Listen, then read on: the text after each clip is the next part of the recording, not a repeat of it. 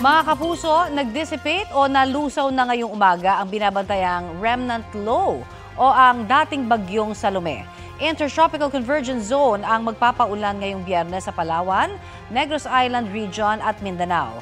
Mainit na easterlies ang umiiral sa Aurora, Quezon at Camarines Norte. Shear line naman sa Batanes at Babuyan Islands.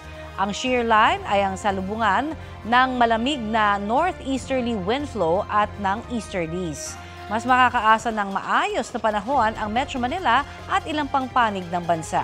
Gayunman, posible pa rin po ang mga local thunderstorm. Base sa rainfall forecast ng Metro Weather, ilang panig ng Southern Luzon, Visayas at Mindanao ang posibleng makaranas ng light to moderate rains ngayong umaga, pati bukas ng umaga at sa linggo. Mas marami ng lugar kasama ang Metro Manila ang uulanin na rin sa bandang hapon o gabi sa loob ng 3 araw. Posible ang heavy to intense rains na maaaring magdulot ng baha at landslide.